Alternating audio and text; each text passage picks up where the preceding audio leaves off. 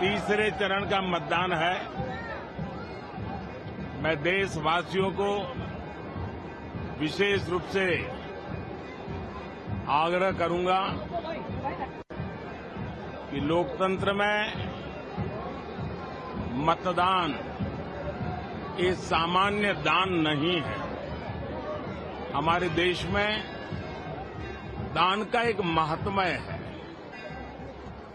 और उसी भाव से देशवासी ज्यादा से ज्यादा मतदान करें।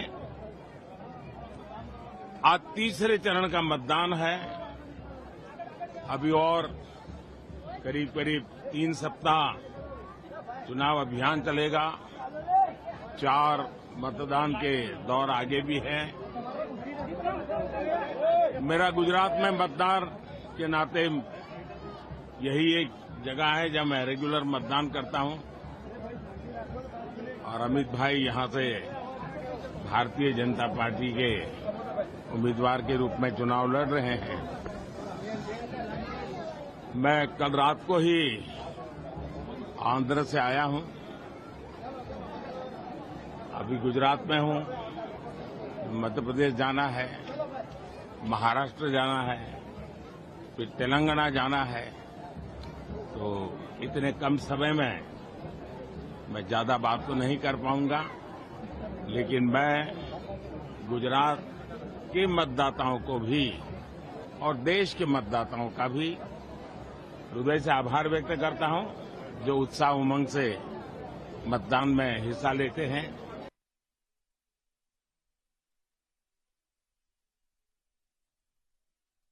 तो पीएम मोदी ने अपना वोट कास्ट किया और उसके बाद बताया कि जिस तरह से अपने गृह प्रदेश में हर बार वो औपचारिकताओं को पूरा करते हुए मतदान करते हैं और प्रधानमंत्री मोदी ने सभी से अपील भी की है देशवासियों से कि अगर आपके भी लोकसभा क्षेत्र में मतदान है तो जरूर अपने मताधिकार का प्रयोग करें अपने घर से बाहर निकलकर। तो आपको बता दें कि पीएम मोदी भी अपना वोट कास्ट कर चुके हैं। तो लगातार हम देख रहे हैं कि जितने भी जनप्रतिनिधि हैं वो भी बारी बारी से अपने मताधिकार का प्रयोग करने के लिए पहुंच रहे हैं और आम जन से भी यही अपील कर रहे हैं, एक संदेश देने की कोशिश भी है कि आप अपने मताधिकार का प्रयोग जरूर करें। और हम आपको लगातार तस्वीरें भी पहुंचाएंगे अलग अलग लोकसभा क्षेत्रों की जहां जहां पर आज चुनाव हो रहे हैं। छत्तीसगढ़ की बात हमने की थी, मध्य प्रदेश का भी हम रुख करेंगे और बताएंगे कि किस तरह से मध्य प्रदेश की 9 लोकसभा सीटों पर आज तीसरे चरण में वोट डाले जा रहे हैं और ये 9 सीटें काफी अहम है। इनमें से 3 काफी हाई प्रोफाइल सीट हैं और स्क्रीन पर आप लगातार देख भी सकते हैं तीसरे चरण की टक्कर में छत्तीसगढ़ और मध्य प्रदेश से कौन कौन से दिग्गज खड़े हुए और उनका मुकाबला किनसे होने जा रहा है। इस चरण में दांव पर कई दिग्गजों की साख लगी हुई है और हमारे साथ इस स्टूडियो में हमारे खास मेहमान मुरारी मिश्रा जी भी जुड़ चुके हैं। मुरारी जी, बहुत स्वागत है आपका, राजनीतिक विश्लेषक हैं। मुरारी जी, पीएम मोदी ने भी अपना वोट कास्ट कर दिया है और लगातार हम देख रहे हैं कि जो जनप्रतिनिधि है वो भी बारी बारी से अपने मताधिकार का प्रयोग करने पहुंच रहे हैं। ये तीसरा चरण लोकसभा चुनाव का कितना अहम आप मानते हैं? देखिए, ऐसा है, मैं अभी आपके सभी टीवी 24 के सभी दर्शकों को मैं भी अपने तरफ से निवेदन और प्रार्थना करूंगा कि वो जितना जल्दी हो अपना वोट डालें, मतदान करें। ये लोकतंत्र के लिए बहुत ही आवश्यक है और अपने कर्तव्य को निभाने का इससे बड़ा दिन लोकतंत्र के लिए नहीं हो सकता। मैं भी सुबेरे सुबेरे 7:15 बजे भाटापारा क्षेत्र में वोट डालकर निकला हूं और जिस प्रकार से मोदी जी, अमित शाह जी और देश के बड़े लोग जो सुबह सुबह मतदान कर रहे हैं, इससे एक संदेश जाता है, इससे लोगों को एक प्रेरणा मिलती है कि जब इतने बड़े बड़े इतने बिजी लोग अपने मतों का उपयोग करते हैं इस लोकतंत्र को मजबूत करने के लिए और लोकतंत्र में और इस देश में अपनी भागीदारी को सुनिश्चित करने के लिए, तो हर एक व्यक्ति को लोकतंत्र को मजबूत करने के लिए और देश के विकास में, देश में अपने योगदान को बढ़ाने के लिए और देश को तरक्की ले जाने के लिए निश्चित रूप से ये महापर्व लोकतंत्र में अपना मतदान का उपयोग करना चाहिए। रही बात तीसरे चरण की, मेरे को लगता है कि 3 चरणों में लगभग 283 सीटों पे मत पड़ चुके हैं, ऐसा मेरे को अंदाज, अगर मैं गलत नहीं हूं तो जी। लगभग आधे से ज्यादा सीटों पे मत पड़ चुका है। इसका मतलब ये है कि लगभग ये तय हो चुका होगा, सभी के भाग्य का फैसला मत पेटियों में, जिसको हम मशीन वोटिंग मशीन बोलते हैं, उसमें जमा हो गया होगा भाग्य का फैसला कि कौन जीत रहा है, कौन हार रहा है, किसकी सरकार आगे बन सकती है या कौन बढ़त में है।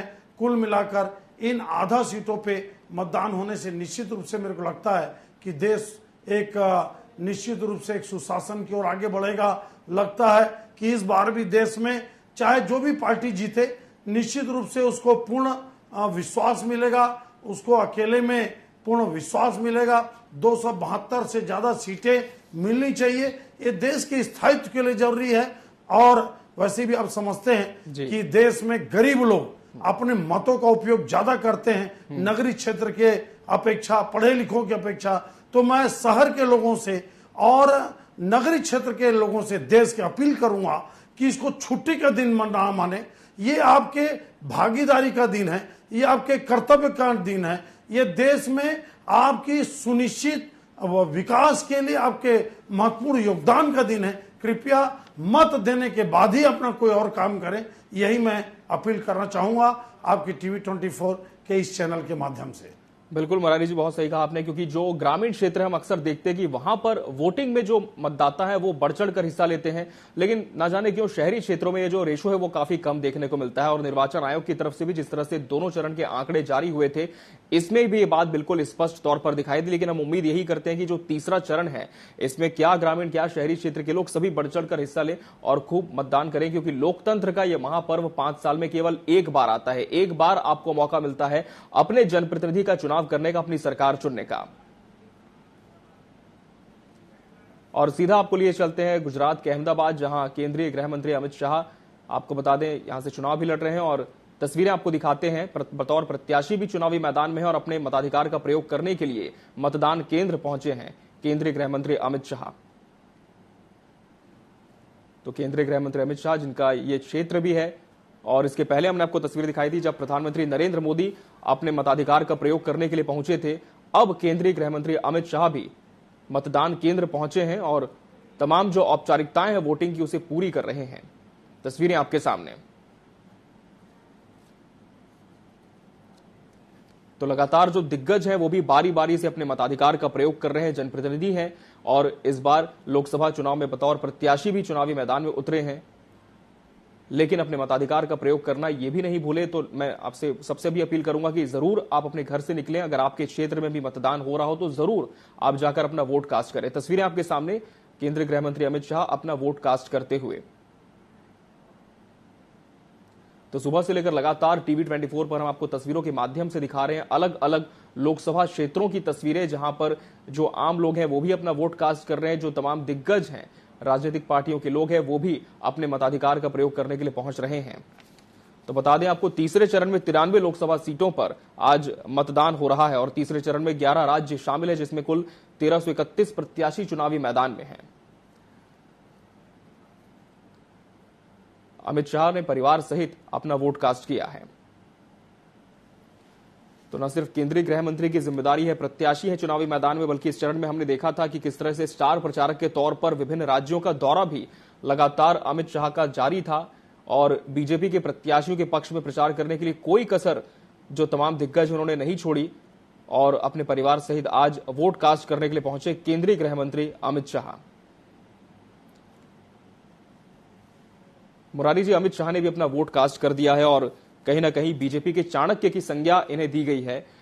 इस बार हमने देखा कि जिस तरह से गांधीनगर से इन्होंने वोट कास्ट किया है और बतौर प्रत्याशी भी चुनावी मैदान में है, और तस्वीरें हम आपको लगातार दिखा रहे हैं किस तरह से जो दिग्गज हैं वो अपना वोट कास्ट करने के लिए पहुंच रहे हैं।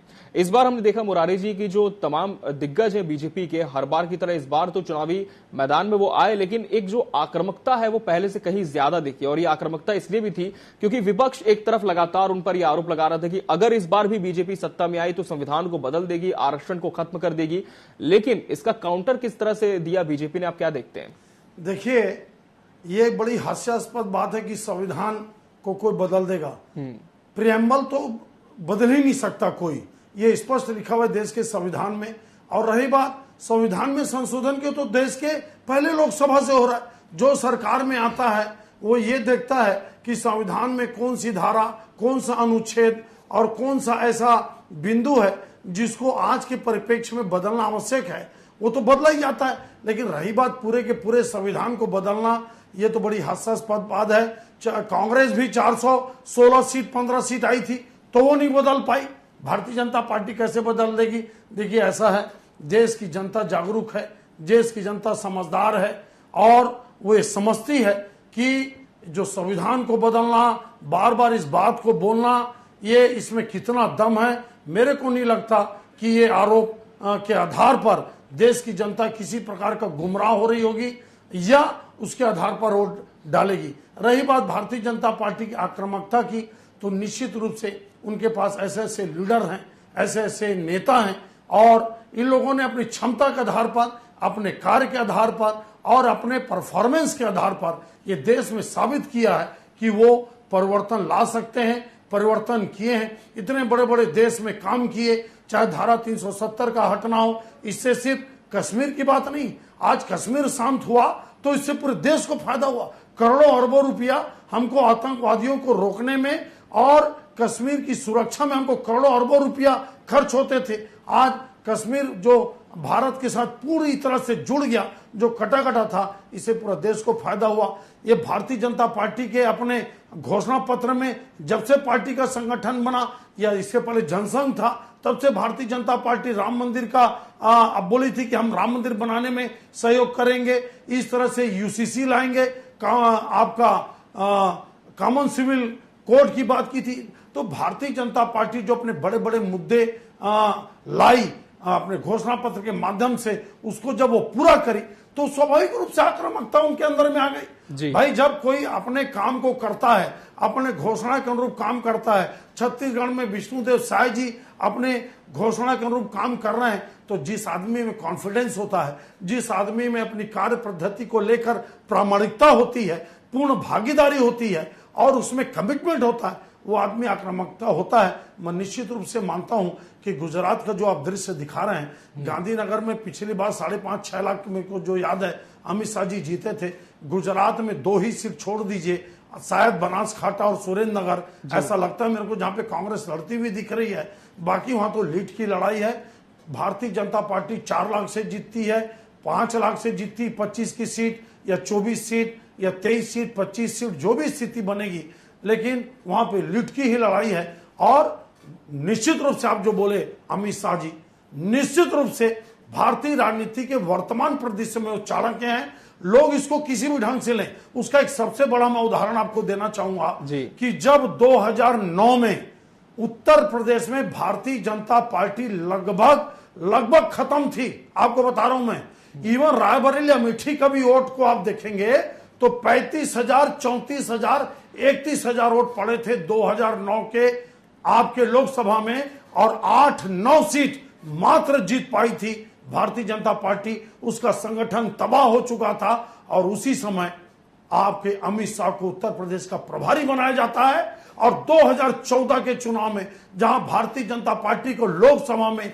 30,000, 35,000, 60,000, 90,000 वोट मिलते थे, वो भारतीय जनता पार्टी को अमित शाह जी अकेले अपने चाणक्य नीति से या अपनी रणनीति से या कुशल प्रशासन से या कुशल आपके जो प्लानिंग है उससे 72 सीट जिता के लाते हैं उत्तर प्रदेश में। तो ये तो एक कोई चाणक्य ही कर सकता है।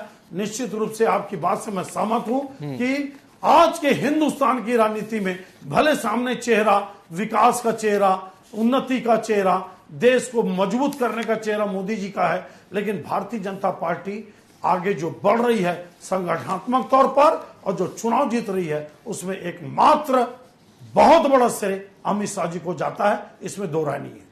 बिल्कुल, तो कहीं ना कहीं एक श्रेय तो उन्हें जाता है और इसी वजह से जिस तरह से पार्टी के राष्ट्रीय अध्यक्ष थे तब भी अपनी जिम्मेदारी का निर्वहन करते थे, आज केंद्रीय गृह मंत्री हैं, लेकिन लगातार हम देख रहे हैं जो विभिन्न राज्य हैं वहां पे बतौर स्टार प्रचारक अपनी जिम्मेदारियों का निर्वहन करते हुए अमित शाह दिखाई दिए हैं और काफी अग्रेसिव मोड पर लगातार तमाम जो स्टार प्रचारक हैं वो इस बार नजर आए हैं।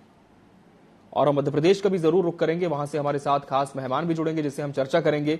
आपको बता दें कि मध्य प्रदेश की 9 लोकसभा सीटों पर आज तीसरे चरण में मताधिकार का प्रयोग जो मतदाता है वो करने जा रहे हैं। ये जो सीटें हैं मुरैना, भिंड, ग्वालियर, गुना, सागर, विदिशा, भोपाल, राजगढ़ और बैतूल हैं। इन सीटों पर आज 7 मई को तीसरे चरण का मतदान हो रहा है और इस सीट में भी कई दिग्गजों की प्रतिष्ठा दांव पर लगी हुई है। भाजपा और विपक्षी कांग्रेस सहित आपको बता दें कुल 144 उम्मीदवारों ने मध्य प्रदेश की 9 लोकसभा सीटों पर चुनाव के लिए नामांकन दाखिल किया था और तीसरे चरण में आज इन सीटों पर मतदान हो रहा है। पहले चरण में केवल 8 सीटों पर मतदान होना था, लेकिन बैतूल में बहुजन समाज पार्टी के उम्मीदवार की मृत्यु के कारण दूसरे चरण में इस सीट पर चुनाव स्थगित कर दिया गया और तीसरे चरण में इस तरह से कुल 9 सीटों पर आज मतदान हो रहा है।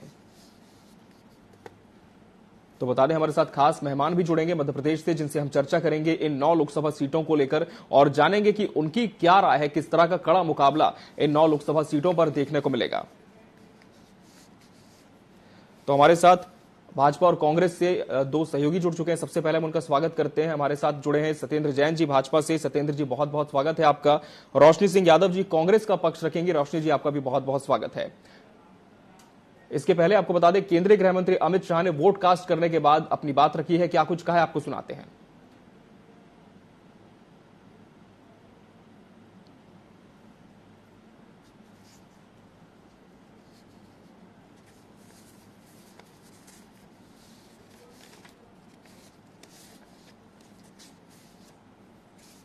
तो गांधीनगर में अमित शाह ने अपना वोट कास्ट किया। अपने परिवार के साथ पहुंचकर मतदाताओं से भी अमित शाह ने मुलाकात की और हमने आपको तस्वीरें दिखाई थी कि किस तरह से लगातार यहां पर लोगों से वो मुलाकात कर रहे थे।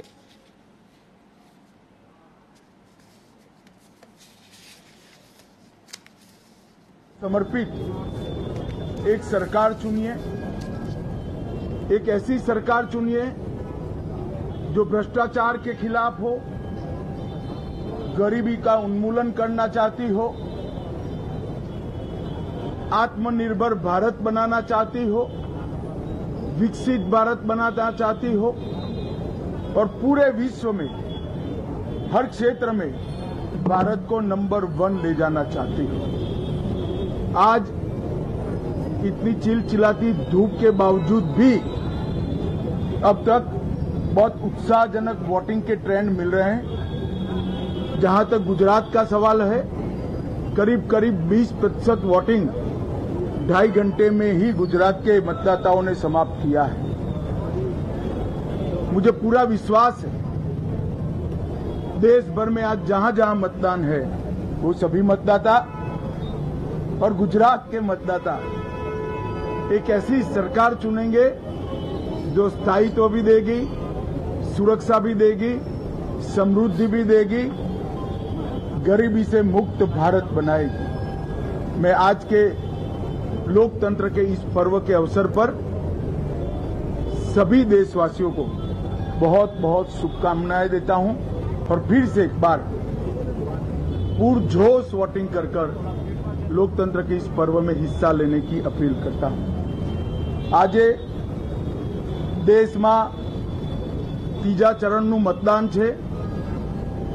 गुजरातनी વધેલી 25 से 25 सीटों पर આજે मतदान થવાનું છે। હું ગુજરાતની જનતાને અને વિશેષ કરી ફર્સ્ટ ટાઈમ વોટરને અપીલ કરવા માંગુ છું કેવી સરકાર માટે આપણે સૌ વોટિંગ કરીએ જે દેશને સ્થિરતા આપે, સુરક્ષા આપે, સમૃદ્ધ બનાવે, ગરીબીનું સંપૂર્ણ ઉન્મૂલન કરે અને વિકસિત અને આત્મનિર્ભર ભારતની રચના કરે। એક એવી સરકાર આપણે ચૂંટીએ જે સમગ્ર વિશ્વમાં દરેક ક્ષેત્રમાં ભારત નંબર 1 બને એવી સરકાર અને એવા પક્ષ માટે આપ સૌ વોટિંગ કરો એવી મારી આપ સૌને અપીલ છે। લોકશાહીના આ મહોત્સવમાં સૌ ગુજરાતીઓ દર વખતની જેમ રંગે ચંગે ઉત્સાહથી ઉમંગથી ભારી સંખ્યામાં વોટિંગ કરે અને અંતે આપનું વોટિંગ જ ભારતના વિજયનું કારણ બનશે એનો મને વિશ્વાસ છે। વંદે માતરમ। ખૂબ ખૂબ શુભેચ્છાઓ। तो अमित शाह को आप सुन रहे थे, उन्होंने मतदाताओं से अपील की है कि आप अपने मताधिकार का प्रयोग जरूर करें। खासकर फर्स्ट टाइम वोटर से उन्होंने अनुरोध किया है कि आप भी जरूर अपना वोट कास्ट करें। और उन्होंने ये भी बताया कि 2.5 घंटे में जो अभी तक के आंकड़े आए हैं, 20% वोटिंग हो चुकी है गुजरात में। 25 सीटों पर आज यहां पर वोट डाले जा रहे हैं। बढ़ते हैं पैनल की ओर। सत्येंद्र जी, ये 9 सीटें कितनी अहम आज इस चरण में बीजेपी के लिए, आपके स्टेटमेंट से इसकी शुरुआत करेंगे जी। देखिए, सर्वप्रथम आपके दर्शकों का अभिनंदन है और मैं तो आप सभी यही अपील करूंगा कि सभी लोग अब निकलें, क्योंकि मैं तो पहले मतदान किया, फिर बाद में जलपान, फिर देव दर्शन किया और फिर जलपान किया। तो मेरा अभी जहां पर भी पूरे भारत में, मध्य प्रदेश के साथ साथ ही जहां भी वोटिंग हो रही है, तो सभी हमारे नागरिकगण बाहर निकलें, बूथ तक जाएं और वहां पर अपना वोट दें, क्योंकि आपका ही एक वोट जो है वह भारत को सशक्त बनाता है, आर्थिक संपन्नता प्रदान करता। आपके एक वोट के कारण ही गरीबों का कल्याण होता है, आपके एक वोट के कारण ही किसानों का कल्याण होता है, आपके एक वोट के कारण ही युवाओं का कल्याण होता है, आपके एक वोट के कारण ही नारी शक्ति के पूजन और बंधन होता है, आपके एक वोट के कारण ही सीमाएं सुरक्षित होती है और सीमा पार भी हम कार्रवाई कर पाते हैं। तो ऐसे हमारे भारत को सुरक्षित रखने के लिए जो वोट है, वो सब अपना अपना वोट का प्रयोग करें। और आपके एक वोट के कारण ही 500 साल बाद भी ऐसे सांस्कृतिक कार्य हुए हैं, जो सांस्कृतिक अभ्युदय हम देख रहे हैं, वो उनके जनता के एक वोट के कारण ही हुआ है। तो सभी जाएं और अपने मत का प्रयोग करें, मैं तो यही आग्रह करूंगा। और जो अमित जी आपने बात कही, उसको मैं अब आगे बढ़ाता हूं कि देखिए, जहां वोटिंग हो रही है और यही है कि ज्यादा अधिक से अधिक वोट हो। और मैंने भी पहले मतदान किया है, फिर देव दर्शन किया, फिर जलपान किया है। तो पहले मैं आपको बता दूं, और फिर आपके चैनल पर लाइव भी हूं। तो ऐसा ही सभी से आग्रह भी करता हूं कि जाएं, अभी अच्छा समय है और अपना पॉडकास्ट करें और बीच में भी निकल के जाएं, क्योंकि तय धूप घाम पानी पत्थर, तय धूप घाम पानी पत्थर, पांडव आए कुछ और निकर, तो अभाग्य न सब दिन सोता है, देखें आगे क्या होता है। तो पुरुषार्थ की पराकाष्ठा करें। धूप में भी जा सकते हैं, ऐसा नहीं है कोई दूसरे कार्य आ गए हैं तो। पांडव अगर धूप नहीं देखते, अगर धूप छांव पानी पत्थर को सहा नहीं होता पांडवों ने, तो पांडव ऐसे विजेता नहीं बनते। ये तो मैं वही बात कहूंगा। या भगवान राम ने भी वनवास में कंकड़ पत्थर धूप बारिश सबको झेला है, शीत ग्रीष्म को। तो हम सभी मतदाताओं का भी कर्तव्य है कि सब जाएं, कैसे ही परिस्थितियां रहती है, लेकिन हमें मतदान जरूर करना चाहिए। बिल्कुल सत्येंद्र जी, और जिस तरह से संघर्ष तो सभी ने झेला है, लेकिन इस बार क्या लगता है जो 9 सीटों पर आपके प्रत्याशी हैं, किसी तरह का संघर्ष उनके सामने भी था? देखिए अमित जी, संघर्ष तो हम तो सदैव जो है जन कल्याण में रत रहते हैं। हमारी पार्टी के अंदर एक ऐसा मैकेनिज्म है कि हमें ऐसा नहीं कहता कि इलेक्शन के टाइम पर ही हमें वेकअप होना पड़ता है, कि इलेक्शन के टाइम पर वेकअप हो जाओ, बाकी के टाइम पर कुंभकर्ण की नींद की तरह सोते रहो। हमारे यहाँ तो 24 घंटे 7 दिन और 365 दिन वर्ष में जो रहते हैं, तो वो उस मोड में काम होता है और सदैव जन कल्याण के कार्य होते रहते हैं। या सरकार में अगर जहां जहां हमें सरकार भगवान रूपी जनता आशीर्वाद देती है, तो हम सत्ता में आते हैं तो जन सेवा करते हैं, तो वहां पर काम करते हैं सरकार के द्वारा, नीतियों के द्वारा। और जहां पर हम विपक्ष में हैं, या मध्य प्रदेश की बात करें तो मध्य प्रदेश में हमें भगवान रूपी जनता ने 5 विधानसभा चुनाव से लगातार 25 साल हो जाएंगे उन्होंने चुना है, आशीर्वाद दिया, प्रचंड आशीर्वाद दिया है। 163 सीट भी दी हुई है, विधायक भी दिए, उसके बाद 3-3 विधायक भी तब भी हमारे यहाँ आ गए हैं। तो मैं ये नहीं कहूंगा, लेकिन ये बता रहा हूं मैं कि हमारी यहाँ पार्टी हम बहुत कार्य करते हैं। हमारे यहाँ बूथ विजय संकल्प अभियान के माध्यम से भी हम गए और हमने हमेशा मोदी जी का राम राम, मोदी जी का प्रणाम बूथ लेवल पर जाकर के, जो बूथ में रहने वाली जनता है, जो लाभार्थी है, उनके पास गए हैं, संवाद स्थापित किया है। तो हमें चुनौती तो कहीं नहीं लगती। चलिए, तो बीजेपी के लिए तो कहीं भी इस पूरे चुनाव में चुनौती नहीं है रोशनी जी, लेकिन कांग्रेस क्या मान रही है? जो 9 सीटें हैं, कुछ तो ऐसी है जो परंपरागत रूप से बीजेपी का गढ़ मानी जाती हैं, लेकिन इन 9 सीटों में सबसे ज्यादा स्थिति मजबूत कांग्रेस की आप कहां देख रही हैं इस बार? मैं आपके मध्य प्रदेश के सभी मतदाताओं से ये अपील करूंगी, अनुरोध करूंगी कि आप ज्यादा संख्या में मतदान करने के लिए निकले और इससे लोकतंत्र के महापर्व को बनाएं। क्योंकि अगर हम एक वोट की ताकत को नहीं बदलने के लिए एक चलने का जो प्रयास करना है, आज जिस तरीके से रोजगार और महंगाई इस देश में एक बड़ा मुद्दा बना हुआ है, लेकिन बीजेपी कहीं ना कहीं इन मुद्दों से भटक जाती है। अब मैं बात करती हूँ सीटों की, तो हम चाहे राजगढ़ देख लें, दिग्विजय सिंह जी वहां पे मैं मानती हूँ कि एक कार्यकर्ता के रूप में लगातार वो संघर्ष कर रहे हैं, मेहनत कर रहे हैं और अपनी सामर्थ्य को दिखाने का प्रयास कर रहे हैं। और चूंकि अगर पूर्व में भी बात करें, एज अ मुख्यमंत्री जब वो रहे तो उन्होंने बहुत ही अच्छे स्कीम्स को लाया था, चाहे वो सूचना अधिकार की स्कीम हो, पंचायती राज अधिनियम की बात कर लें, उसमें महिलाओं को अधिकार मिला चुनाव लड़ने का, सरपंच, जिला पंचायत, जनपद सदस्य बनने का। तो इस तरह की जो चीजें की है, और लगातार अगर दिग्विजय सिंह जी का एक चेहरा मध्य प्रदेश में देखा जाए तो कभी ऐसा नजर नहीं आया कि वो राजनीति में सुचारू रूप से नहीं चल रहे हैं या संघर्ष नहीं कर रहे हैं। और लगातार अभी भी जब वो चुनाव लड़ रहे हैं, मुझे लगता है लगातार वो घर घर कार्यकर्ताओं के बीच में पड़ रहे हैं। और चूंकि वो उनका पुराना क्षेत्र है, चाहे हम चाचौड़ा देख लें या खिलचीपुर देख लें, और सारे जो क्षेत्र हैं, तो काफी मजबूती है क्योंकि उनकी जो वहां पे रियासत भी रही है, तो उनका भी फायदा मिलेगा और वहां के क्षेत्र के लोगों में बड़ा उत्साह है उनको लेकर के। अब मैं गुना ग्वालियर की भी बात करूं, ग्वालियर में आप देखें कि भले बीजेपी का पहले वहां जीत रही हो, लेकिन इस बार जो प्रवीण हमने जो प्रत्याशी दिए हैं वो बहुत ही सरल और सहज स्वभाव के हैं। और अभी जो ग्वालियर शहर का वोट जहां बीजेपी को मिलता था, इस बार हम ये मानते हैं कि बहुत ही सकारात्मक रूप से कांग्रेस में परिवर्तन होने में हम बहुत सफल नजर आ रहे हैं। मुझे लगता है ग्वालियर में भी हम बहुत अच्छी टक्कर दे रहे हैं। वही भिंड और मुरैना की बात करें तो आप देखिए, भिंड में जो इनकी बीजेपी की प्रत्याशी संध्या रहे पिछली बार बन, लेकिन बहुत सक्रियता उस क्षेत्र में नहीं दिखी। चूंकि मैं भी सभाएं करने गई हूँ, तो लोगों का मन वहां पे भी परिवर्तन करने के लिए मुझे लगता है फूल सिंह बरैया जी की बहुत अच्छी जीत होगी। मुरैना में वही हमारे जो सिकरवार प्रत्याशी हैं, सिकरवार जी, वो बहुत ही मजबूत ताकत रखते हैं और ग्राउंड पे उन्होंने काम किया हुआ है। लोगों की मांग थी उनको लेकर के हम टिकट दें, तो मुझे लग रहा है मुरैना में भी हमारी बहुत अच्छी फाइट है। और जहां गुना शिवपुरी की बात करें तो आप देखिए कि सिंधिया जी लगातार, उनका परिवार बहुत लंबे समय से, मुझे लगता है 11 से 12 जो है चुनाव वहां से वो लोग लड़ चुके हैं। उसके बाद पिछली बार आपने एक दृश्य देखा होगा कि एक सामान्य कार्यकर्ता को बीजेपी टिकट देती है, वो भी कांग्रेस में थे। उसके बाद पी यादव वहां से चुनाव जीतते हैं और गुना की जनता उनको अस्वीकार कर देती है।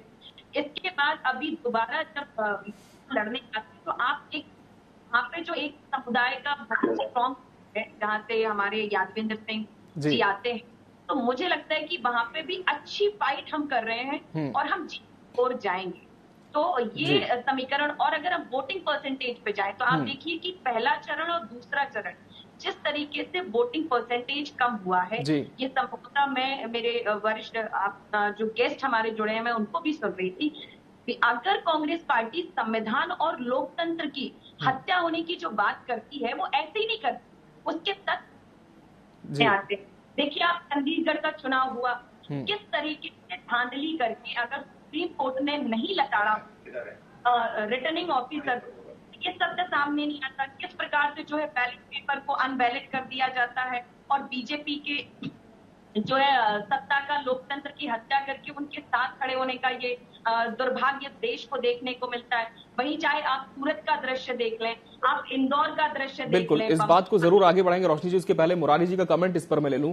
मुरारी जी, कांग्रेस कह रही कि हम जब संविधान को खत्म होने की बात करते हैं तो हम ऐसे ही नहीं करते, उसके पीछे तथ्य शामिल हैं।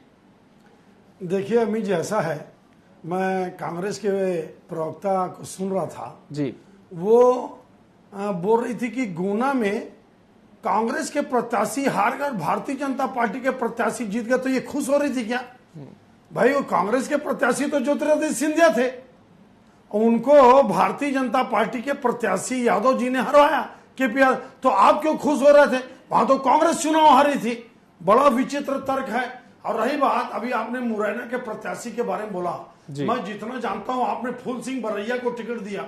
ये फूल सिंह बरैया वही है अमित जी जो सिवाय संविधान की हत्या करने को छोड़, समाज में गाली गलौज करने को छोड़, ब्राह्मणों को गाली बकने को छोड़, सवर्णों को उल्टा सीधा, क्या है उनका चरित्र बताइए आप ऐसे लोगों को पार्टी में प्रत्याशी बनाएं।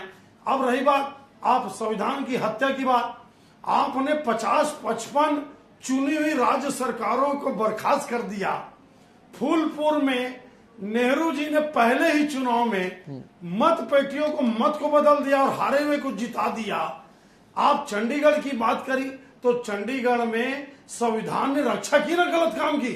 चंडीगढ़ में जो वहां के पीठासीन अधिकारी थे वो बैलेट पे गलत काम किए तो संविधान ने आखिर उस व्यक्ति के खिलाफ जाकर संविधान की कोर्ट ने रक्षा की और वहां पे फिर से मतदान किया या हरे हुए को जिताया। तो इसमें संविधान कहां खत्म हुआ? संविधान को हमारे देश के एक महत्वपूर्ण तंत्र ने चंडीगढ़ के चुनाव को बचाया। लेकिन आपका क्या देखिए, कांग्रेस पार्टी को तो पहले ये जवाब देना चाहिए कि देश में कितने बड़े बड़े नेता ज्योतिरादित्य सिंधिया से लेकर मुरारी जी, माफ कीजिए आपको रोकना चाहूंगा। मध्य प्रदेश के मुख्यमंत्री मोहन यादव ने बयान दिया है, आपको सुनाते हैं। पहले हमारे अपने प्रदेश मैं सभी मतदाता भाइयों से अपील करता हूं, आज 9 लोकसभा हमारे अपने प्रदेश के अंदर है। 9 ही लोकसभा क्षेत्र में बैतूल, भोपाल, ग्वालियर, मुरैना, भिंड, राजगढ़ सभी क्षेत्रों में भारी मतदान की हम सबको मैं आप अपील करता हूं और मान के चलता हूं कि आप भारी मतदान करेंगे। मतदान ये हमारा सबका संवैधानिक अधिकार है और इससे लोकतंत्र मजबूत होता है। मैं उम्मीद करता हूं कि आने वाले समय में निष्प्रकार से माननीय मोदी जी के नेतृत्व में पिछले समय सरकार चली है, भारत को दुनिया का नंबर 1 देश बनाने के लिए हम और आप मिलकर के एक बार फिर मतदान करेंगे। भारतीय जनता पार्टी के पक्ष में आप सभी मतदान करें। मैं आपसे अपील करता हूं, मध्य प्रदेश शांति का टापू है, हमने सारे प्रबंध चाक चौबंद किए। अभी तक मेरी जानकारी में जो आया निर्वाचन बहुत शांतिपूर्वक संपन्न हो रहा है। जहां तक कांग्रेस के नेता ने कल जो प्रदेश में आकर बात कही है, ये वास्तव में चुनाव 2 माँ के लोगों के बीच का है। एक भारत माँ का सपूत श्रीमान नरेंद्र मोदी है और एक विदेशी माँ का सपूत जिनके कारण से उनने अपने जीवन में न गरीबी देखी न कष्ट देखा और लगातार भ्रमित करते हुए आ रहा है। लगभग 60 साल से ज्यादा तक उनके परिवार ने राज किया, लेकिन अभी भी वो डरा कर धमका कर संविधान बदल देंगे, लोकतंत्र की दुहाई दे रहे हैं, संविधान खतरे में है। 100 से ज्यादा संविधान में संशोधन कर किसी ने किए तो नेहरू खानदान ने की है। ऐसे में उनको माफी मांगना चाहिए अपनी बात से और मैं उम्मीद करता हूं कि जनता जिस प्रकार से मोदी जी पर भरोसा करती है, माननीय मोदी जी के नेतृत्व में मध्य प्रदेश और देश आगे बढ़ेगा। एक बार फिर आप भाजपा के सभी प्रत्याशियों को चुनिए। बहुत बहुत धन्यवाद। तो मुख्यमंत्री मोहन यादव को आप सुन रहे थे, उन्होंने कहा कि सभी अपने मताधिकार का प्रयोग जरूर करें और अपने इस बयान में उन्होंने कांग्रेस पर एक बार फिर निशाना साधा। कहा कि कांग्रेस लगातार लोगों को यह कहकर डरा रही है कि अगर भारतीय जनता पार्टी सत्ता में आई तो हम संविधान बदल देंगे, लेकिन वास्तविकता यह है कि कांग्रेस ने अपने शासनकाल में जब तक वो सरकार में रही 100 से ज्यादा संशोधन इसी संविधान में कर दिए। सत्येंद्र जी, वही विषय जिस पर हमारी चर्चा भी चल रही थी। जी मुरारी जी, मतलब आरक्षण और संविधान पे बस एक ही प्रश्न मैं जानना चाहता हूं, हमारी जो कांग्रेस की प्रवक्ता बैठी हैं जी, इस देश में आरक्षण सिर्फ एक जगह खत्म हुआ, अलीगढ़ के यूनिवर्सिटी में, जब दलितों का और आदिवासियों का आरक्षण सिर्फ इसलिए खत्म कर दिया गया क्योंकि ये मुसलमानों का इंस्टीट्यूशन है। दूसरा, कश्मीर में किस दलितों को आपने आरक्षण दिया? आपने वाल्मीकि समाज को, दलित समाज को, यहां तक गरीबों को, अन्य समाज को आपने कश्मीर में आरक्षण नहीं दिया। क्या वो हिंदुस्तान में क्या आरक्षण खत्म वहां पर आपने नहीं किया? इसका उत्तर देना चाहिए। ठीक है, बिल्कुल, मैं रोशनी जी से इसका जवाब जरूर लूंगा। फिलहाल सत्येंद्र जी का रुख कर लेते। सत्येंद्र जी, मुख्यमंत्री मोहन यादव को आपने सुना, तमाम बातें उन्होंने कही और लगातार लोगों से यही अपील भी की जा रही है कि आप अपने मताधिकार का प्रयोग जरूर करें, लेकिन ये जो वोटिंग परसेंटेज का पैटर्न हम दोनों चरण में देख चुके हैं, क्या वजह आप मानते हैं? क्या मतदाताओं में उदासीनता थी, इस वजह से नहीं जा पाए, या फिर सरकार के काम से असंतुष्ट थे, जैसा कि कांग्रेस लगातार आरोप लगा रही है? देखिए, ये मैं कहूंगा कांग्रेस का काम है आरोप लगाना। 4 जून को भी आरोप लगाएंगे और बस इनके आरोप बदल जाते हैं जी। और एक आप देखिए 25 साल हो गए मध्य प्रदेश के अंदर, 25 साल से आरोप ही लगा रहे हैं सदैव। और आप पहले कहते थे बिक गए इनके विधायक, गद्दार निकल जाते थे। अब हमारे पास 163 विधायक हैं, तब भी इनके विधायक फूट के आ रहे, तो हम क्या करें उसमें? अभी आपने जो बात कही, मैं उस विषय पे ही फोकस रहता हूँ कि ये लोग जो बात कह रहे हैं ये इनके जो सपोर्टर्स हैं वो नहीं निकल रहे, क्योंकि अब आप अरे सपोर्टर्स तो निकल रहे। आप खजुराहो में 56% वोट डाला तो कांग्रेस और समस्त जो विपक्षी है घुटने टेक दिए, अपना प्रत्याशी का हो गया, क्योंकि चुनाव ही नहीं लड़ना चाहते, पैसा ही खर्च नहीं करना चाहते। पूरी प्रत्याशी हैं, उनने स्वयं कहा है कि हमारे पास नोटों का टोटा है, और कांग्रेस पार्टी के राष्ट्रीय अध्यक्ष भी कहते हैं कांग्रेस है, तो वो टोटा था, टिकट वापस कर दिया। हो रही है पे गिरा है। अब 4 जून को ये पता चल जाएगा ये विपक्ष को कितना वोट मिला। मैं बता रहा हूँ जितना भी वोट मिला है उसमें से 2-3% वोट जो टूटा देखा इन लोगों ने, और तो उस प्रकार सहारा इन्होंने कोई वैसा वहां पर, तो वैसा की वो भी क्लियर हो जाएगा। थोड़ा सा धैर्य रखिए अमित जी, 4 जून को आएगा। और जो आप राजगढ़ की बात कह रहे हैं या अभी जो वोटिंग हो रही है, तो सब जगह पे भारतीय जनता पार्टी के मतदाता निकल रहे हैं। और जो दिग्विजय सिंह जी को तो देखिए भोपाल में भी वो चुनाव लड़े थे, और जब भोपाल में चुनाव लड़े तो 3,64,000 वोटों से पराजित हुए। कांग्रेस के कार्यकर्ताओं ने कांग्रेस के समर्थक आंखों पे कंधे पे नहीं रखा। तो अब भोपाल में उनको किसी ने सिर आंखों पे रखा, कंधे पे नहीं रखा, तो होगा। और राजगढ़ में ये जरूर होगा। अभी एक जो बात आ रही है बिना बेनेट की बात हेमंत करकरे को हिंदू आतंकवाद दूसरी भाषा में कहें जी। सत्येंद्र जी माफ कीजिए, आपकी आवाज में थोड़ी सी नॉइस आ रही है। एक बार फिर से हम आपसे जुड़ने की कोशिश करते हैं, आपकी आवाज में थोड़ा सा डिस्टर्बेंस आ रहा है। सत्येंद्र जी एक बार फिर से आपको पैच करते हैं हम। तब तक मैं रोशनी जी का रुख कर लेता हूं। और रोशनी जी, मुख्यमंत्री डॉक्टर मोहन यादव को आपने सुना, लगातार इसी बात पर उन्होंने फोकस किया है कि कांग्रेस लोगों को मध्य प्रदेश में डरा रही है, लेकिन इन 9 सीटों पर उसका कोई प्रभाव नहीं पड़ेगा। ये जो डराने की बात है वो पूरा देश और प्रदेश जानता है कि आज भारतीय जनता पार्टी किस प्रकार से जो है सरकारी संस्थानों का, चाहे वो ईडी सीबीआई किसी की हम बात कर लें, उन संस्थानों का दुरुपयोग करके उनको स्वयं दोषी बना करके जिस तरीके से डरा और धमकाने का काम कर रही है वो पूरा देश देख रहा है। आप देखिए कि कितने सारे करप्टेड लोग जो ये कहते हैं कि कांग्रेस में हम भ्रष्टाचार को, हम करप्शन को दूर कर रहे हैं, और वो कल बीजेपी में आते, चाहे वो अजीत पवार हो, हेमंत बिस्वा हो, कितने ही नाम है मैं आपको गिना दूंगी, वो सारे बीजेपी को ज्वाइन करते हैं तो बिल्कुल उनके जो है केस बिल्कुल निरस्त हो जाते हैं, उन पर कोई मुकदमे नहीं चलते हैं, बिल्कुल सेटल्ड हो जाते हैं। तो इससे बीजेपी क्या जो है संदेश देती है? आप इलेक्टोरल बॉन्ड को लोग देख लें, जो है हमारे एसबीआई ने पूरा मुझे लगता है कि कई पन्नों का जो है स्टेटमेंट चुनाव आयोग को सौंप दिया है। उसमें आप देखिए कि सबसे टॉप लिस्ट में 6,000 करोड़ प्लस का चंदा जो है बीजेपी के खाते में जाता है। और आप खुद देखें, ये मोदी जी कितना झूठ बोलते हैं, जिनके तथ्यों के साथ लोगों ने रखा है। और मीडिया चैनल्स पे भी मैंने देखा, ये कहते हैं मैंने IIM बनवा दिया, मैंने कई सारे एम्स बनवा दिए। अरे कहाँ आपने बनवा दिए? तो आप कितने झूठ को लपेटेंगे? और आज जो संविधान और लोकतंत्र की चिंता है, क्योंकि आपने मोदी जी जो सर्वोच्च पद पर बैठते हैं, पूरा देश उनको देखता है,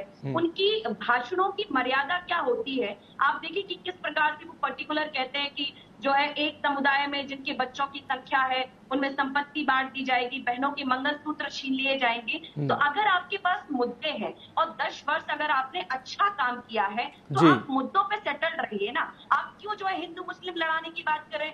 मैं सत्येंद्र जी को एक बात पूछती हूँ, जरा बताइएगा अपने इतिहास में कि अभी तक इतने मुख्यमंत्री बैठे हैं, किस राज्य के मुख्यमंत्री के जो है कार्यकाल में दंगे हुए हैं? और आज फिर से उन बातों को दोहराने के लिए आप इस तरह के भाषण दे। और ये संविधान की खसराओं में एक फॉर्म निरस्त हुआ था। क्या हमारे लोकायुक्त में ये कानून नहीं है कि स्क्रूटनी के द्वारा अगर किसी का सिग्नेचर या किसी फॉर्म में कोई गलती होती है तो उसमें संशोधन हो सकता है कि नहीं हो सकता? और ये इस तरीके के तर्कों से कुछ होने वाला नहीं है। आप देखिए कि 1900 मुझे लगता है 89 में जब राजीव गांधी जी हमारे कांग्रेस में सबसे ज्यादा आए और हम बहुमत में खड़े हुए थे, लेकिन हमने उस समय भी जनता के जनमत को स्वीकारा था और हम विपक्ष की भूमिका को हमने चुना था। तो ऐसे कई उदाहरण हैं कांग्रेस के कि जो जनता, चाहे विधानसभा के चुनाव को आप देख लें 2018 में, अगर ये इतने ही सत्ता के लालची अगर भारतीय जनता पार्टी नहीं होती तो 2018 में इनको सरकार गिराने की क्या जरूरत थी? मध्य प्रदेश में तो विधानसभा चुनाव में पूरे मध्य प्रदेश की जनता ने कांग्रेस की सरकार को सत्ता में बिठाया था।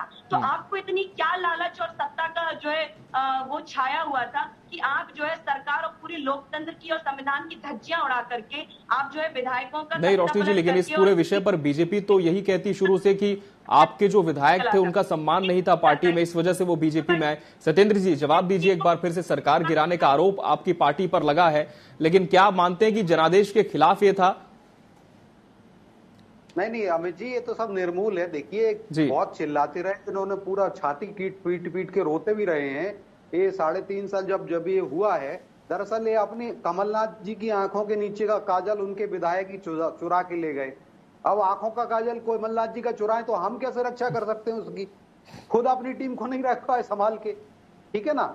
आप और बार बार ये कहते रहे, और इतने बड़े शेख चिल्ली हैं ये लोग, ये कहें कि बिग ब्लफर जिसको कहें या मुंगेरी लाल कहें, ये पिछले 3.5 सालों से ये सदैव कहते रहे कि अगले 15 दिन में या 15 अगस्त पे इनकी कमलनाथ जी परेड लेंगे, 26 जनवरी पे झंडा फहराएंगे, अगले 3 महीने में सरकार बन जाएगी। और अभी और इनके पुत्र जो नकुलनाथ जी सांसद हैं और अभी छिंदवाड़ा से कॉन्टेस्ट भी कर रहे हैं, उन्होंने तो तारीख बता दी थी कि 7 दिसंबर 2023 को कमलनाथ जी की शपथ ग्रहण का समारोह है और हम सबको बुला लिया था। और इनके प्रवक्ता गण रोशनी दीदी के जैसे ही प्रवक्ता कई थे, उन्होंने होर्डिंग लगा के हर साल होर्डिंग लगा, नई साल कमलनाथ सरकार, जनता का देने साथ आ रहे हैं कमलनाथ। तो ऐसे होर्डिंग लगाते थे। तो ये बिग ब्लफर हैं, ब्लफ मास्टर हैं, शेख चिल्ली हैं। और 163 सीट उल्टी भाजपा को मिली, और फूल सिंह बरैया तो कहते थे कांग्रेस की 170 सीट आएंगी, भारतीय जनता पार्टी की 50 सीट आएंगी, कोई ज्यादा पुरानी बात नहीं है। तो उनको मुंह काला करना पड़ा अपना। और अभी तो लगता है कि राहुल गांधी जी को भी ऐसे ही कुछ चैलेंज लेना चाहिए, जो कहते हैं कि भारतीय जनता पार्टी की 150 सीट आ रही है, प्रियंका वाड्रा जी कह रही है 200 आ रही है, सिद्धारमैया कह रहे हैं कि 220 आ रही है, और शशि थरूर कुछ और कह रहे हैं। तो मैं तो कहता हूं कि फूल सिंह बरैया से कुछ प्रेरणा ले, जो अभी भिंड में लड़ भी रहे हैं चुनाव, कि अगर कुछ ऐसा होता तो फूल सिंह बरैया की तरह मुंह काला करेंगे। दूसरी बात आप सुन लीजिए अमित जी, जो भिंड की अब बात निकली है, तो देखिए आशीष जरारिया जो है कांग्रेस के ही नेता थे, और उनको भला बुरा कह के अपशब्द कह के जीतू पटवारी आए हैं। उन्होंने शिकायत की चुनाव आयोग को और FIR कराई है, क्योंकि दलितों का किया, वो दलित समाज से आते हैं। तो और कहते हैं कि फूल बरैया और भिंड में जीत जाएंगे। अरे भैया, आशीष जरारिया तुम्हारी पार्टी से जन्म हुआ है, कांग्रेस से ही उनका जन्म हुआ, आज वो कांग्रेस के खिलाफ BSP से चुनाव लड़ रहे हैं। तो दोनों एक प्रत्याशी कांग्रेस के ही ताल ठोक रहे हैं। मैं दावे के साथ कहता हूं कि हमारी प्रत्याशी बहन संध्या राय जी पुनः फिर जीतेंगी, और भगवान रूपी जनता प्रचंड बहुमत से जिताएगी, क्योंकि हमने वहां घर बनाए हैं, जनता को हमने बैंक अकाउंट में उनके खाते खोले हैं, उनको हम लाडली बहनों को 1250 रुपए दे रहे हैं, 3000 भी देंगे। और जीतू पटवारी जी तो बहनों का अपमान करते हैं, वो कहते थे महिलाएं हैं तो 200-500 रुपए लेके व्यक्ति एक पर्टिकुलर स्थान में रख लेती है, मैं नहीं बोलूंगा वो। ये जीतू पटवारी जी त्याग पत्र देना चाहिए। अभी वो माताओं बहनों में इतना गंदा शब्द है कि मैं बोलना नहीं चाहता, उसके ऊपर उनके ऊपर FIR हुई है। पूरी मानव जाति में महिला समाज का अपमान करने का काम जीतू पटवारी जी करते हैं। निसंदेह मध्य प्रदेश की जनता और हमारी माताएं बहनें जो नारायणी का रूप हैं, और जब भी धर्म की हानि होती, जब क्षय होता है ना, तो कहा गया ना, परित्राणाय साधुनाम विनाशाय च दुष्कृताम धर्म संस्थापनार्थाय संभवामि युगे युगे।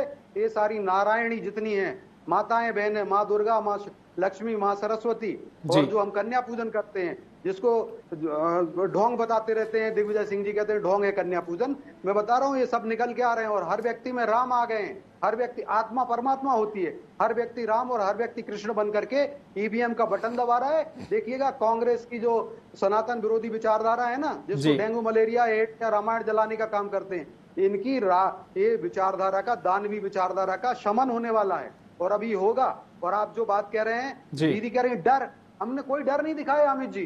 काहे का डर? राधिका खेड़ा को डर है। राधिका खेड़ा जी कह रही मेरा चीरहरण हो रहा है, और कांग्रेस के प्रवक्तागण, हमारी रोशनी दीदी जैसे ही प्रवक्ता है, वहां पे वो शराब पिला रहे हैं, उनको शराब का ऑफर कर रहे हैं, रात को उनके दरवाजे खटखटा रहे। तो आप सोचिए, उनके यहाँ दुशासन और दुर्योधन भरे पड़े हैं। बिल्कुल, इस बार मुरारी जी देखा भी गया है कि कांग्रेस लगातार अपनों से ही काफी घिरती हुई नजर आई है। और जैसा कि भिंड का भी जिक्र हुआ कहा यह जा रहा है मुरारी जी की भिंड, जहां पे सबसे ज्यादा दलित वोटर आते हैं, इस सुरक्षित सीट पर भाजपा ने मौजूदा सांसद संध्या राय को टिकट दिए। फिर से मुरैना की रहने वाली, उनके खिलाफ एंटी इनकम्बेंसी जैसी कोई चीज का विश्लेषण देख पा रहे क्या यहाँ पर? क्योंकि कहा यह जा रहा है कि एंटी इनकम्बेंसी इनके खिलाफ है और कांग्रेस ने भांडेर से विधायक फूल सिंह बरैया को टिकट दिया है, तो क्या कोई फायदा कांग्रेस को इसका मिल सकता है? मुरारी जी देखिए अमित जी, कांग्रेस मध्य प्रदेश में बहुत बुरी संकट में फंसी हुई है। ये कितना भी बोल लें, कांग्रेस के जितने प्रवक्ता या नेता जो भी बोल लें कि ईडी है, सीबीआई है, मैं बोलता हूं ममता बनर्जी छोड़ी कांग्रेस, वो कौन सी ईडी के दर्ज पे छोड़ी? तब तो मोदी जी नहीं थे। जगन मोहन रेड्डी जी कांग्रेस छोड़े, वो क्या कौन सी ईडी सीबीआई पे छोड़े? शरद पवार जी कांग्रेस छोड़ दिए, वो कौन सी ईडी सीबीआई पे छोड़ दिए? आपके चंद्रशेखर राव जी आपके तेलंगाना के सीएम थे, वो कौन से ईडी सीबीआई पे छोड़ दिए? आप केरल के एंटोनी जी के बेटा जो इतने शानदार नेता हैं, एंटोनी जी, उनके बेटे अनिल एंटोनी जी, वो इतने बड़े नेता केरल के, वो कौन सी ईडी? वहां तो कोई ईडी सीडी जांच नहीं करी आज तक। देखिए ऐसा है अमित जी, कांग्रेस को आत्मावलोकन करना चाहिए। ज्योतिरादित्य सिंधिया जी इसलिए छोड़े क्योंकि उनको नजरअंदाज किया जा रहा था। दिग्विजय सिंह और कमलनाथ की जोड़ी उनको परेशान कर रही थी, उनका जीना दुभर कर दी थी। और फिर ऐसा नहीं है, वो 23-24 एमएलए को लेकर जब पार्टी छोड़े तो उनके विधायकों ने इस्तीफा दिया। कांग्रेस को बताना था कि इन लोगों ने गद्दारी की, इन लोगों ने गलत किया। क्या हुआ? 23-24 सीटों में 1-2 को छोड़ दो, वापस ज्योतिरादित्य सिंधिया के लोग जीत के आ गए। मतलब जनता ज्योतिरादित्य सिंधिया के कदम का स्वागत करी। अगर गलत कर रहे होते ज्योतिरादित्य सिंधिया तो बाई इलेक्शन में 23-24 की पूरी सीट वो हार जाते। अब रही बात, आप बोले भिंड और मुरैना की बात, देखिए अमित जी, फूल सिंह बरैया जैसे लोग समाज के दुश्मन हैं, कन्हैया कुमार जैसे लोग देश के दुश्मन हैं। इनकी भाषा सुन लीजिए, ये समाज को तोड़ने का काम करते हैं, ये देश को गाली बकते हैं, ये भारत मां को गाली बकते हैं, ये हिंदू देवी देवताओं को गाली बकते हैं, ये देश के टुकड़े टुकड़े करने की प्रार्थना करते हैं, ये दुर्गा माता के बारे में अपशब्द बोलते हैं, देश की सेना को गाली बकते हैं, देश के कोर्ट को गाली बकते हैं। कांग्रेस को इन सब चीजों से बचना चाहिए, कांग्रेस को मुद्दों पर रहना चाहिए। और मध्य प्रदेश में सुरेश पचौरी से लेकर ज्योतिरादित्य सिंधिया से लेकर पाठक जी से लेकर जितने लोग कांग्रेस आज लड़ने की स्थिति में नहीं है, चाहे खजुराहो को देख लो, क्या हुआ इंदौर में? आप बताइए। आप अरे संविधान की लड़ाई बाद में लड़ना, पहले आप कांग्रेस को बचाने की लड़ाई लड़ लीजिए। आपके प्रत्याशी आपको छोड़ के सरेंडर हो जाते हैं। ठीक है, इसी पे जवाब ले लेते हैं। और जबकि वहां के नेता बोले कि ये आदमी पार्टी छोड़ सकता है, ये आदमी बीजेपी में शामिल हो सकता है। इंदौर के बड़े बड़े कांग्रेस के नेताओं का बयान है, उसके बाद भी आपने टिकट दिया। अरे आपसे कार्यकर्ता संभला नहीं जा रहा है, आपके से नेता संभले नहीं जा रहा है, आप चुनाव लड़ने की स्थिति में नहीं है। जोशी जी जवाब दीजिए, क्या मध्य प्रदेश में कांग्रेस अब पूरी तरह से बैकफुट पर आ गई, चुनाव लड़ने की स्थिति में नहीं है, इसलिए लोगों ने पार्टी भी छोड़ी, प्रत्याशियों ने दल परिवर्तित कर लिए? जिस तरह की आज पहली जी चुनाव, हाँ भाई हमारा संघर्ष है, क्योंकि हम लंबे समय से सत्ता में नहीं है, लेकिन हम लगातार प्रयास कर रहे हैं। और ये एक तरफ तो कांग्रेस के सारे खाते सील कर देते हैं, तो भाई हम पैसे बांट के और पैसे जो है देकर के जनता से आऊंगा सत्येंद्र जी, आप ही करूंगा इनके बाद। बात हो, युवा न्याय की बात हो, बात कर लेते हैं, 2 मिनट रुकिए मैम, बात हो, यहाँ आ जाइए इस तरफ। भाई किसी की बेटियों का कन्या यही देते नहीं, वो तो कनेक्ट है मेरा, लाइव जा रहा है। नमस्ते नमो नमः। बेटी बचाओ, आपने देखा होगा, बेटी बचाओ बेटी पढ़ाओ। लोकतंत्र के इस पर्व के अवसर पर जी न्यूज़पेपर में निकला था, 80% पैसा ये चुनाव प्रचार में लगा देते हैं। और जहां ये 100-200 रुपए की महिलाओं, आप देखिए कि कितनी मुझ पर अमित शाह की सभाएं होती हैं, उसके बाद ये वहां पे 100 रुपए में जो है बहनों को 200 रुपए में जो कीमत लगाते हैं गरीब बहनों की, 200 रुपए में उनको लेकर जाते हैं, हम लोग खोज नहीं देते हैं। तो इस तरह की जो है भारतीय जनता पार्टी की शैली है। और आज जिस तरीके से ये मेरे मुरारी जी कह रहे थे, चाहे वो ममता बनर्जी, इतने लोग, मैं बहुत धन्यवाद देती हूँ कि कांग्रेस से बाहर गए और उन्होंने एक क्षेत्र में ऐसा मुख्यमंत्री रूप में लाखों लोग बने हैं, चाहे वो ममता बनर्जी हो, चाहे जगनमोहन जी हो। तो ऐसे तो ये तो सब भाजपा के साथ रहे। रोशनी जी, आपकी ममता बनर्जी भाजपा के साथ रही हैं। अगर इंदौर के मामले पे अगर मैं बात करूं तो अक्षय बम को आप देखिए सुप्रीम कोर्ट से एक हेडलाइन है और उसमें 3 पॉइंट बहुत ही अच्छे बड़े अखबार चैनल ने उसमें लिखा है कि किस तरीके से डरा धमका के जब एक सुप्रीम कोर्ट का आता है अक्षय बम से ये बात की जाती है कि जेल में जाना पसंद करोगे या भविष्य में राजनीति में बने रहना पसंद करो, तो ये कौन परिवार चाहेगा? सत्येंद्र जी जवाब दीजिए, डरा के क्यों शामिल करा रहे हैं? आज अरविंद केजरीवाल ने क्या किया आप देखिए कि आप आम आदमी पार्टी के संजय जी निकल के आए, उन पे कौन सा आरोप लगा? ठीक है, जवाब ले लेते हैं। सत्येंद्र जी जवाब दीजिए जी। कितने मामले हैं, लेकिन हम हमेशा जनता के बीच में रह के मुद्दों की बात करें। ठीक है रोशनी जी, इसी बात पर जवाब लेते हैं बीजेपी का। सत्येंद्र जी आपकी बात रखें जी। देखिए दोनों पे जवाब दे देता हूं मैं। खाते सील होने पे इन्होंने कहा कांग्रेस कंगाल होगी, तो कोई हमने नहीं किया, बीजेपी ने। और ये जो बात है दूसरा वाला दोनों अच्छा बम शांत रहेंगे, इसके साथ आपका वो नहीं होता है, डिसिप्लिन होना चाहिए, स्टैंडर्ड होता है। अमित जी ऐसे मत कराइए, स्टैंडर्ड पालन, डेकोरम पालन कराइए। आऊंगा बिल्कुल रोशनी जी, आपका मैं रुक करूंगा। सत्येंद्र जी का जवाब ले लेते हैं आपके आरोपों पर। हाँ, डिबेट का एक स्टैंडर्ड होता है। देखिए मैं ये कह रहा हूं कि जो अक्षय बम की बात कर लें, अक्षय बम के लिए अभी अक्षय बम के साथ में जिनका झगड़ा चल रहा था उन लोगों ने ही कोर्ट में गए, उन्होंने कहा कि इसमें धाराएं बढ़नी चाहिए, तो कोर्ट के निर्णय के आधार पर धाराएं बढ़ी है, कोर्ट ने निर्देश दिया। दूसरा और कोर्ट आया है, उस कोर्ट में आया है। अब आप सुन लीजिए रोशनी जी, सुन लीजिए आप अगर मैं आऊंगा रोशनी जी, फिर से आपका रुक करूंगा। मैं पूरा आपको मौका दिया था, मैं फिर से आपका रुक करूंगा।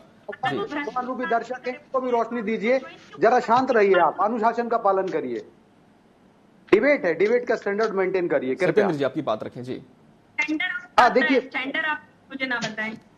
रोशनी जी मैं जरूर रुक करूंगा, आपको पूरा मौका दिया गया, मैं आऊंगा आपके पास फिर से जवाब लेने। जी सत्येंद्र जी।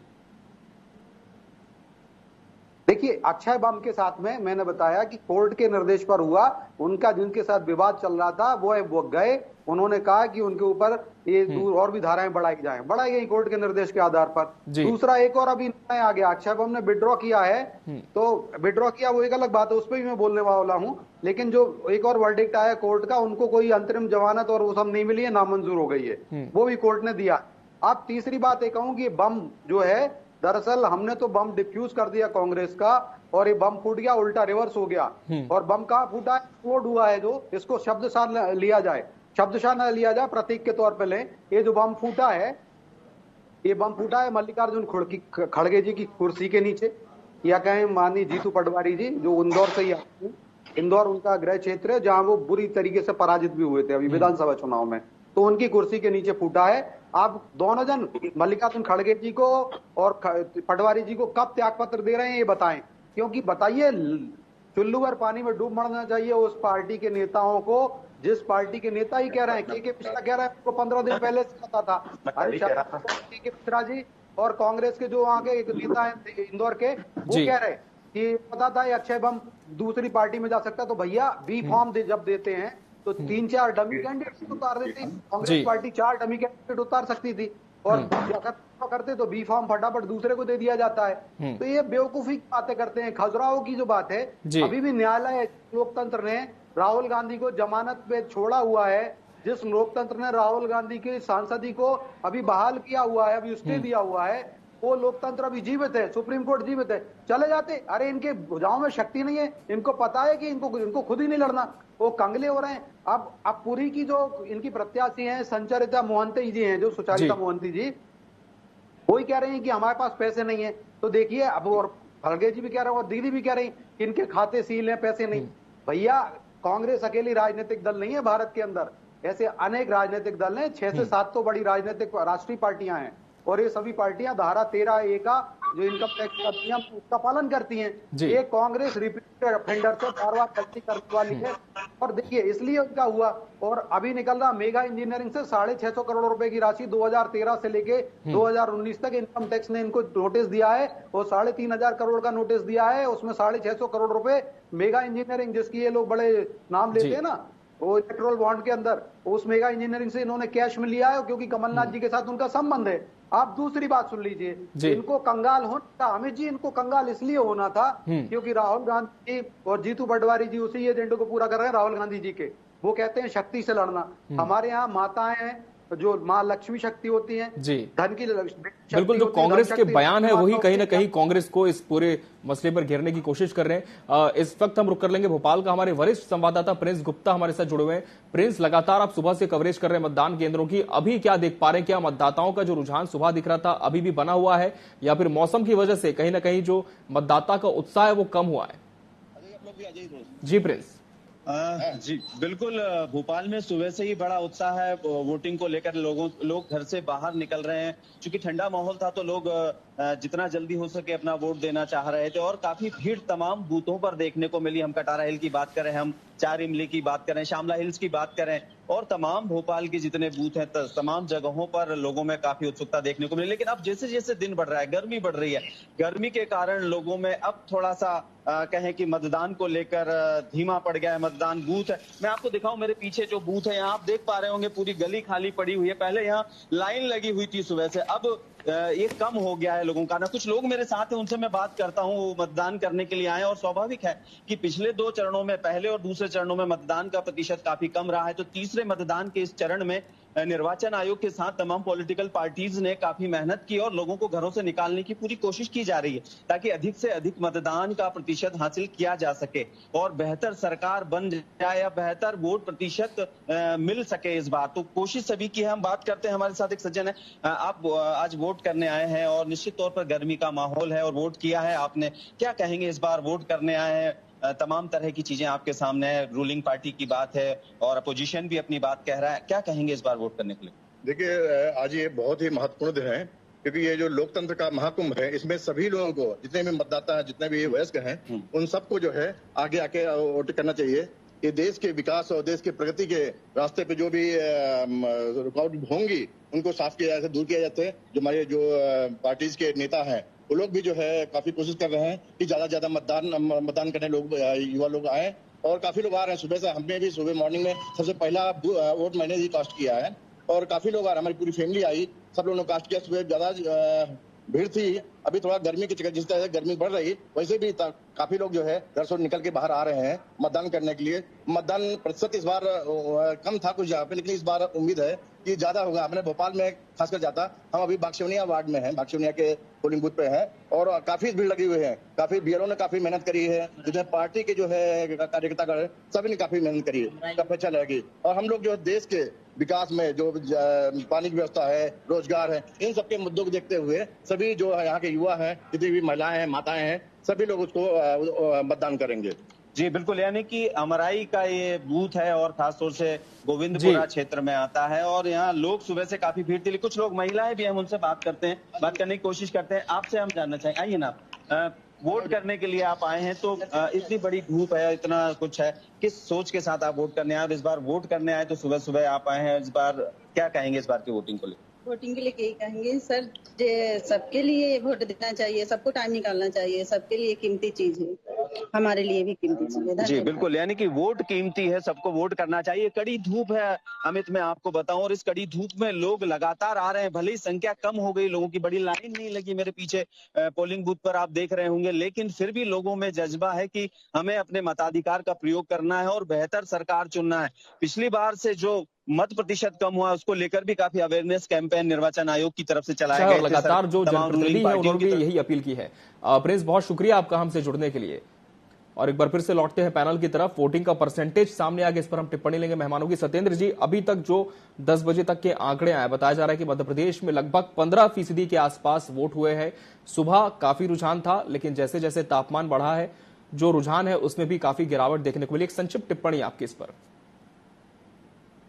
देखिए अमित जी, मैं तो यही कहूंगा कि ये इस बार जो वोटिंग परसेंटेज है निसंदेह बढ़ेगा, लेकिन जो भी वोट नहीं डर रहा है वो इसलिए नहीं डर रहा है क्योंकि कांग्रेस की जो नीतियां हैं वो सनातन विरोधी हैं, शक्ति द्रोही हैं और राम द्रोही हैं, राम विरोधी नीतियां हैं, और विकास भी नहीं, विनाश वाली नीतियां थी। अब जो इसके कारण से इनका जो समर्थक है वो निकल ही नहीं रहा, और कांग्रेस के पास, खुद ही कांग्रेस कह रही है वो कंगाल हो गई है, उसके पास पैसे नहीं, तो ये कंगाल होना ही था। जब लक्ष्मी माता का लक्ष्मी शक्ति होती है, धन शक्ति, उनकी आप शक्ति से लड़ रहे हो। राहुल गांधी जी ने कहा शक्ति से लड़ रहे हैं हिंदू धर्म की, तो ये होना ही था, उनको निर्धन होना ही है, दरिद्र होना ही है। और जो राम नाम मीठा लागे कड़वा लागे दाम, दुविधा में दोनों गए माया मिली न राम। तो जब भगवान राम को नहीं मानोगे आप उनका, और किसी एन के प्रकार कैसे तो निमंत्रण दे दिया इनको निमंत्रण देना ही नहीं चाहिए था। जिनके ज्ञान चक्षु फूटे हैं, राम उन्हें लगते झूठे हैं, झुटलाते राम के मर्म को, घायल बे कर रहे धर्म को, आस्था के प्रति निर्मोही हैं, सबके सब हरिहर द्रोही हैं, सबके सब सनातन द्रोही हैं, सबके सब शक्ति द्रोही हैं। ऐसे शक्ति द्रोहियों को, ऐसे सनातन द्रोहियों को, ऐसे को हम पढ़ने करुण पुराण दें। हम तो राम कथा को इतनी है, राम कथा को तो राम के मुद्दे को लेकर एक बार बीजेपी फिर कांग्रेस पर हमलावर है। बहरहाल अब हमें उत्तर प्रदेश का रुख करना है। आप सभी मेहमानों का बहुत बहुत शुक्रिया हमसे इस चर्चा में जुड़ने के लिए और इसका हिस्सा बनने के लिए आपका बहुत धन्यवाद। और सीधे अब लिए चलते हैं आपको उत्तर प्रदेश, जहां पर 10 सीटों पर आज अपने मताधिकार का उपयोग मतदाता कर रहे हैं। शत्रुघ्न जी हमारे साथ जुड़ चुके हैं। शत्रुघ्न जी, इन 10 सीटों को लेकर हम आपसे समझना चाहेंगे कितनी अहम ये 10 सीटें हैं उत्तर प्रदेश की सियासत के लिए, किस तरह का पूरा विश्लेषण है इन सीटों पर आपका? ये जो 10 सीटें हैं जी, ये एक समय में यहाँ पे समाजवादी पार्टी का होल्ड हुआ करता था, क्योंकि इस समय जो 10 सीटें हैं, 10 में से 3 सीटों पे समाजवादी पार्टी के जो राष्ट्रीय अध्यक्ष हैं अखिलेश यादव, उनके परिवार के लोग चुनाव लड़ रहे हैं, जिसमें मैनपुरी सीट से उनकी पत्नी चुनाव लड़ रही है, बंदाई से उनके चचेरे भाई चुनाव लड़ रहे हैं, और फिरोजाबाद से भी उनके दूसरे चचेरे भाई चुनाव लड़ रहे हैं। तो समाजवादी पार्टी का ये बड़ा होल्ड रहा था एक समय पे, लेकिन इस समय भारतीय जनता पार्टी का होल्ड है इन सारी सीटों पे। यहाँ 10 सीटों में 9 सीटें भारतीय जनता पार्टी के सांसद हैं।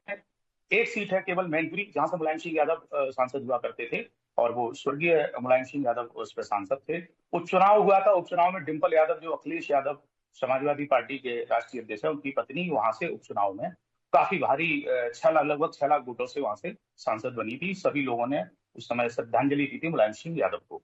लेकिन आज की परिस्थिति एकदम चेंज हो गई है, क्योंकि इस समय समाजवादी पार्टी ने जो एक रोड शो किया था, उस रोड शो के दौरान महाराणा प्रताप की मूर्ति के साथ कुछ जो है अभद्र असम्मानजनक चीजें हुई, जिसकी वजह से वहां पर राजपूत समाज काफी नाराज हुआ, और इस समय लगता है राजपूत समाज एक साथ वोट करेगा।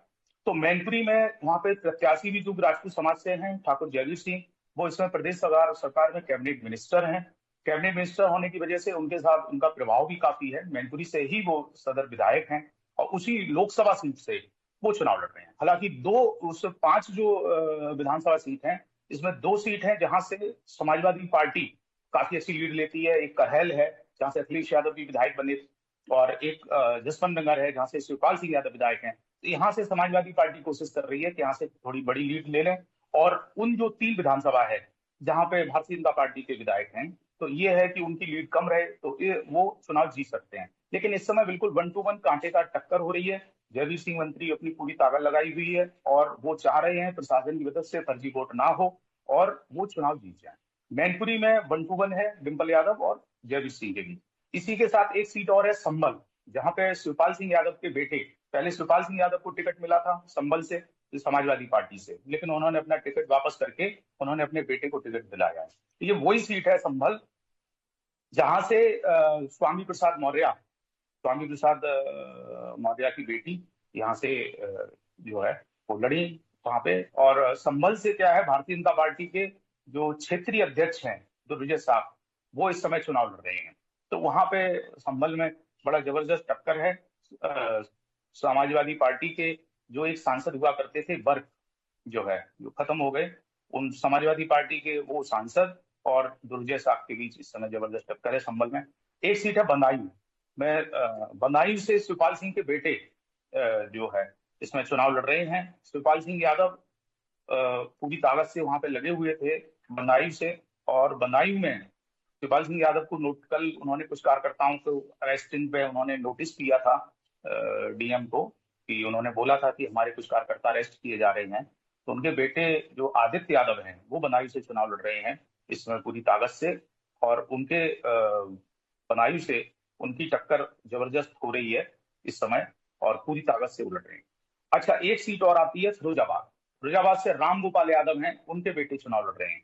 राम गोपाल यादव के जो बेटे हैं अक्षय यादव, पहले वो सांसद भी रहे हैं, लेकिन ये वही सीट है जहां से शिवपाल सिंह यादव भी चुनाव लड़ गए थे और 1 लाख वोट शिवपाल सिंह यादव ने लिया था, जिससे अक्षय यादव चुनाव हार गए थे। इस समय शिवपाल सिंह यादव साथ में हैं, तो इस समय समाजवादी पार्टी की जो सोचना है कि इस समय शिवपाल सिंह भी साथ में है, तो इस समय उस सीट पे उनको एज है, लेकिन वहां पे भी फाइट है क्योंकि वहां पे विश्वदीप सिंह भारतीय जनता पार्टी के इस समय चुनाव लड़ रहे हैं। और एक आगरा सीट होती है, आगरा सीट सुरक्षित सीट है। आगरा सीट से भारतीय जनता पार्टी के मंत्री एसपी सिंह बघेल हुआ करते थे, जो इस समय सांसद हैं, करंट में भी सांसद हैं, वहां से वो चुनाव लड़ रहे हैं। पिछली बार भी उन्होंने चुनाव जीता, वो जो है इस बार भी चुनाव जीतने की कोशिश कर रहे हैं। फतेहपुर सीकरी एक ठाकुर बाउल सीट है, वहां से चूंकि जो महाड़ा प्रताप वाली घटना घटी है उसका असर फतेहपुर सीकरी पे देखने को मिलेगा, क्योंकि फतेहपुर सीकरी सीट से भारतीय जनता पार्टी ने किसान मोर्चा के जो राष्ट्रीय अध्यक्ष हैं राम कुमार चाहर, उनको टिकट दी है। वो पुराने को सांसद भी हैं, और समाजवादी पार्टी ने वहां से एक सिकरवार हैं जो राजपूत जात से आते हैं, उनको टिकट दी है, वो फौजी हैं, तो वहां पे भी अच्छा एक कॉन्टेस्ट देखने को मिल रहा है। और यहाँ पे प्रियंका गांधी ने वहां पे रोड शो भी किया था फतेहपुर सीकरी में। समाजवादी पार्टी या इंडी गठबंधन ये सोच रहा है कि ये सीट उनके पक्ष में आ सकती है। एक सीट और पड़ती है एटा। ये सारी जो इस समय जो 10 सीटों पे चुनाव हो रहा है, ये सारी बहुत ही पॉपुलर सीट हैं, जिनको सबकी नजर है, इस समय पूरे देश की नजर है। एक एटा सीट है जहां पे कल्याण सिंह के बेटे राजू भैया इस समय जो है वहां से सांसद हैं, वो चुनाव लड़ रहे हैं। और समाजवादी पार्टी ने देवेश साख, जो एक कन्नौज लोकसभा में सीट आती है विधुना, कन्नौज लोकसभा में एक विधानसभा सीट है विधुना से एक विधायक रहे हैं विनय शाख के भाई हैं देवेश साख को उन्होंने टिकट दिया है इस समय एटा से। वो पूरी ताकत से वहां लड़ रहे हैं साख कम्युनिटी को अपनी तरफ खींचने के लिए। तो इस समय कंटेस्ट बहुत अच्छा बना हुआ है और जबरदस्त लड़ाई है। ये कहते हैं हर सीट पे 1 to 1 लड़ाई चल रही है। एटा सीट पे चूंकि लोधे राजपूत पुराना सीट है, हैट्रिक की तैयारी में है राजू भैया, तो वहां पे भी अच्छी लड़ाई देखने को मिल रही है। और आंवला और बरेली, आंवला में भाजपा की ये सीट है, काफी धर्मेंद्र कश्यप वहां से मजबूत प्रत्याशी हैं, वो लड़ रहे हैं। और वहां से समाजवादी पार्टी ने इस समय एक बीसी के मौर्य जाति के लोगों पे इस समय समाजवादी पार्टी ने बड़ा दांव लगाया है। कई सीटों पर उन्होंने इस समय प्रत्याशी उतारे हैं, तो वहां से भी उन्होंने नीरज मौर्य को टिकट दी है। बरेली भारतीय जनता पार्टी का गढ़ रहा है, हमेशा से गढ़ रहा है। वहां पे जो मुस्लिम कम्युनिटीज भी है, वहां पे थोड़ा हिंदू मुस्लिम कभी कभी बीच में राइट्स भी हो गए थे, तो वहां से बरेली से पहले भाजपा के सांसद थे संतोष गंगवार, जो कैबिनेट मिनिस्टर रहे कई बार, तो उनको टिकट काट के इस समय उन्होंने छत्रपाल गंगवार को टिकट दिया हुआ है, वो वहां से चुनाव लड़ रहे हैं। तो ओवरऑल जो ये सारी सीटें हैं, इसमें समाजवादी पार्टी के मुखिया के परिवार की 3 सीटें हो गई, बदायूं, फिरोजाबाद और मैनपुरी, जिसमें उनकी बिल्कुल प्रतिष्ठा दांव पे लगी हुई है। समाजवादी पार्टी चाहती है कि कोई सीट नहीं, कम से कम ये परिवार की 3 सीटें जीती जाएं, जिससे एक मैसेज जाए कि समाजवादी पार्टी काफी मजबूत है। अगर समाजवादी पार्टी ये 3 सीट हार जाती है तो ये समझिए कि एक बहुत कार्यकर्ताओं का, उनका समाजवादी का मनोबल टूटेगा और समाजवादी पार्टी आगे उभर नहीं पाएगी। इंडी गठबंधन इसलिए पूरी ताकत इन सीटों पर लगाई हुई है। अखिलेश यादव ने भी रोड शो किए हैं, पूरी ताकत वहां पे लगाई हुई है। जी अमित जी।